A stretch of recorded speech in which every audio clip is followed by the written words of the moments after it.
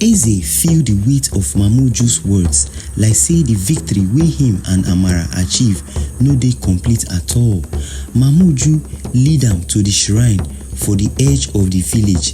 As dem reach the shrine, she unveil an ancient scroll wey dey tell of a spirit even older than the creature wey Eze battle. The spirit na Oluko, the keeper of buried stones, a being wey dey hunger for life and freedom from the depths. Mamuju explain say the heart stone bin dey seal Oluko for centuries, and now wey the seal don break, the spirits go dey drawn to the one wey destroy am. Eze's heart sink as he realized the battle no dey over. Mamuju warn am say the only way to protect the village be to face Oluko before the spirits come for revenge. Eze prepare himself for this new challenge, feeling both fear and determination. Night fall quickly and Eze feel the presence of Oluko like say the very earth dey vibrate with its awakening. He sits for the shrine with Mamuju, who dey perform one ritual to try and strengthen Eze for the coming encounter. But as the ritual dey proceed, the flames for the shrine go out one by one, the air turn icy, and an eerie silence settle over the village. Suddenly, the ground trembled, and from the depths of the earth, one faint chanting sound began to echo. Eze and Mamuju look at each other, the realization dawning say Oluko no be like any other spirit dem don ever encounter. Mamuju whisper say the chanting na the call of the buried souls wey Oluko don trap over the centuries, souls wey go come out to defend their master. Eze prepare himself, but fear grip him as im heart bin imagine the army of trapped souls wey dey come. Eze step out from the shrine into the open. The village dey deserted as the people don hide, sensing the approach of the darkness. The sky dey cloudy and one thick mist dey cover the ground. From the mist, shadowy figures begin to emerge, the trapped souls wey Oluko dey control. Each soul gets hollow eyes, empty expressions. Dem dey move like say dem dey neither alive nor dead. As the souls surround am, Eze feel the weight of their sorrow, the pain of centuries wey dem don dey trapped under the earth. He raise his machete, the blade glowing faintly, but he know say this no be ordinary battle.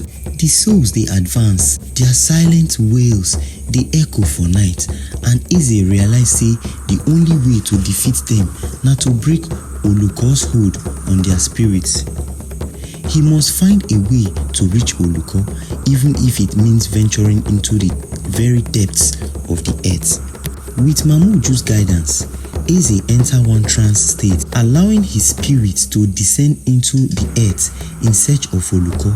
His physical body stands still for the shrine, surrounded by the glowing light from the ritual candles. But his spirit dey journey into the dark depths below. As he dey descend, he dey feel the oppressive energy of Oluko pulling him closer like one abyss wey no get end.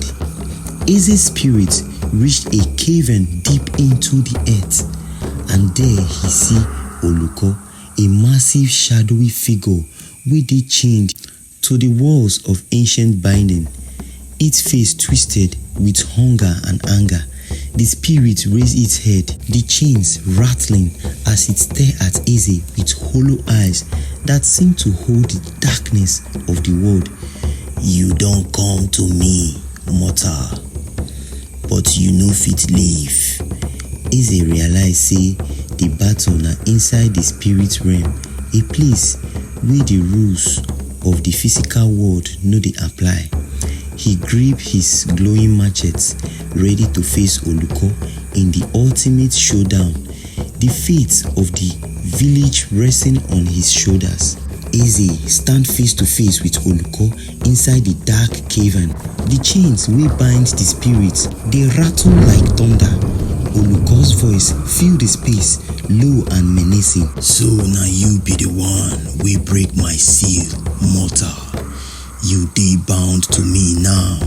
Eze gripped him glowing machete tighter, the blade radiating light that seemed almost small in the vast darkness surrounding them. As Eze moved closer, he realized say the chains wey dey bind Oluko dey weakened, some of them already loose from centuries of decay. The spirits stretch, each movement echoing through the cavern, and the air feel thick like say the walls dey alive, breathing with Oluko's rage. Eze know say if the chains break, Oluko go escape into the world above, unleashing pure chaos.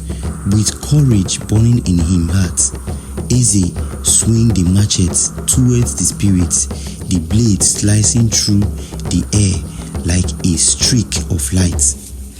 The machete strike one of Oluko's loose chains, causing the entire cavern to tremble. The spirits roar, the force of its anger hitting Eze like one wave. Eze stumble, the glow from the machete dimming momentarily. Oluko laugh, a dark sound that echoed through the cavern, shaking Eze to his core. You no fit defeat me with ordinary strength, mortal. Oluko hissed. I dey powered by the souls of your ancestors, and every soul we don perish in this land. Even your own ancestors, they fuel my strength. This resolve shake as the spirit's words hit him. The faces of the trapped souls flashed before him eyes, their expressions of sorrow and pain reminding him say this fight go beyond the physical. And Eze summoned the memories of his loved ones and their sacrifices, letting their strength guide him. He rise again, feeling the machete respond with renewed light, like say the ancestors they stand with him for this final showdown. Battle intensify with Oluko summoning all the trapped souls for centuries past, their shadowy forms swirling around the cavern like one dark storm. Each soul they bound to Oluko by one ancient curse, and them go fight till the end to protect their master. The souls scream as them charge towards Eze, their hollow eyes reflecting the despair we don't hold them captive for ages. Eze swing the machete in wide arcs, the blade slicing through the shadowy forms, each cut freeing the spirit from Oluko's grasp. He whisper prayers of release, letting each soul find peace as them disappear in wisps of light. The air they charged with emotion, each freed soul adding power to the blade, and Eze feel the presence of the ancestors growing stronger with each victory. But Oluko's anger only increased, the spirits growing larger and more monstrous, as if say each of the spirits wey them release they fuel his rage. Just as Eze they gain upper hand, Oluko stretched out his arm, the shadows twisting into a new form, one that resembled Eze's late father, Chief Ugonna. Eze's heart twists as he see the familiar face, the man wey raise am now stand before him, but the eyes they empty. Controlled by Oluko's dark power, the spirit speak in his father's voice, filled with sorrow. Eze, my son, you go betray your own blood? Eze hesitates, his machete lowering slightly as the confusion and grief grip his heart. Oluko they manipulate him, using the memory of his father to break his spirit. Eze's hand tremble, the light for the blade flickering, and for a moment it seemed like Oluko don't succeed to break Eze down. But then the voice of his father echoed in his mind. You can be stronger than this darkness, my son. With renewed determination, Eze raised the machete, ready to break the hold on his father's spirit, even if it meant facing his greatest fear. Eze's face set with resolve as he whispered a prayer of release, swinging the machete to free his father's spirit. The blade cut through the dark form and the image of his father faded. His face filled with peace as he vanished into light. The other trapped souls retreat as them see the courage wey Eze display, the strength of his love overcoming the curse wey Oluko placed on them. Oluko roar the anger and pain of the broken bond, making him even more dangerous. The spirits expand, the shadows reaching the ceiling of the cavern, and Eze feel the ground begin to crack. The very walls they close in, the weight of the darkness almost overwhelming. But just as hope seemed lost, the spirits of Eze's ancestors gather around him, their lights creating a shield that protects him from Oluko's wrath. With one final powerful strike, Eze plunged the glowing machete into Oluko, the light spreading through the darkness like wildfire. The spirits scream, the sound filling the cavern as Oluko disintegrates into dust, the curse finally broken. As Oluko disintegrates, the cavern filled with light, the shadows disappearing like smoke in the morning sun. Eze stands alone in the silence. The glow from the machete fading, he feel a deep sense of peace. Like say, the burden wey him ancestors carry don finally lift. The spirits or the freed souls hover around him, their faces peaceful, and he feel the presence of his father, Chief Ugonna, for the last time. A faint voice echoed in Eze's mind, the voice of his father, full of pride and love. You don't fulfill your destiny, my son. The darkness no go trouble our land again. Eze closed his eyes, tears of relief and gratitude falling as the spirits fade away, returning to the ancestral realm. With a heavy heart but light spirit, Eze began his journey back to the surface, the weight of the battle replaced with a sense of fulfillment.